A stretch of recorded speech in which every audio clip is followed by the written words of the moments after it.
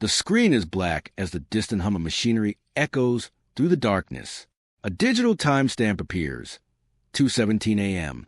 Security footage from beneath Terminal 3 at one of the world's busiest international airports shows a maintenance technician named Marcus Reed approaching a restricted service elevator, carrying a tool bag. He enters the elevator and disappears as the doors close behind him. Moments later, the camera feed briefly glitches.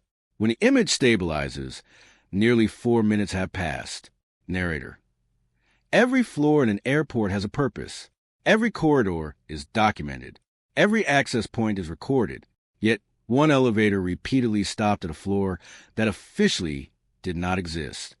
Construction plans, emergency maps, and engineering records appear on screen. A single elevator log entry is highlighted in red. Destination: Floor 12. Narrator: there was only one problem. The airport only had 9 floors. Aerial footage reveals the enormous airport complex operating around the clock. Beneath the passenger terminals lies a maze of maintenance tunnels, utility corridors, and restricted infrastructure known only to airport staff. Months after the incident, Marcus agrees to speak on camera. "I've worked around elevators for almost 17 years, he says. "I've seen equipment failures and software problems, but nothing like what happened that night." According to maintenance records, Marcus was traveling from Sublevel B to Level 1 using elevator S17, a service lift reserved for employees.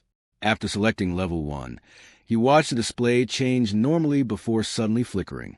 The number disappeared and was replaced by a destination he had never seen before. "I thought it was a glitch," Marcus recalls. There is no Floor 12. The elevator continued moving before slowing to a stop. When the doors opened, Marcus found himself facing a long corridor illuminated by dim fluorescent lights. Dust-covered sections of the floor, unmarked metal doors, lined the walls.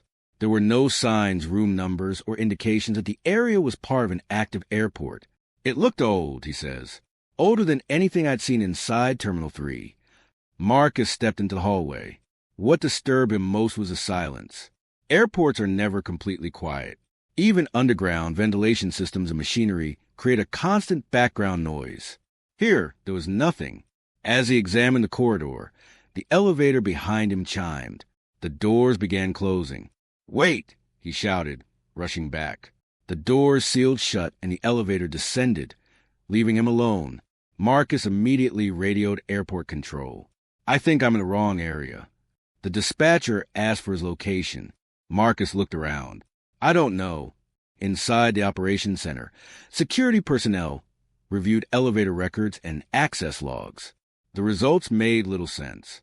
The system showed where Marcus had entered the elevator, but failed to record a destination. According to the logs, the elevator had gone nowhere. Several minutes later, the elevator returned. Marcus rode it back to Sublevel B, where security officers were waiting. Together they attempted to repeat the journey. The elevator functioned normally. No Floor 12 appeared. No hidden corridor could be found. Security teams searched every accessible area connected to elevator S17. They found nothing matching Marcus's description.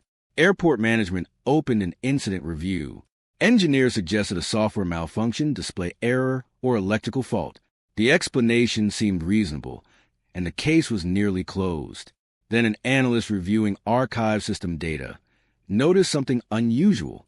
A single elevator entry, recorded shortly before Marcus entered the lift, contained a destination code, F12. The analyst checked construction blueprints. No Floor 12 existed. Emergency plans showed no Floor 12. Engineering records showed no Floor 12, yet the elevator system clearly recognized it.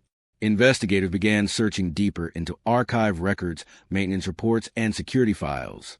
What started as a routine maintenance complaint was becoming something much larger, because Marcus Reed was not the first employee connected to Floor 12. And according to records hidden within decades of airport archives, he would not be the last.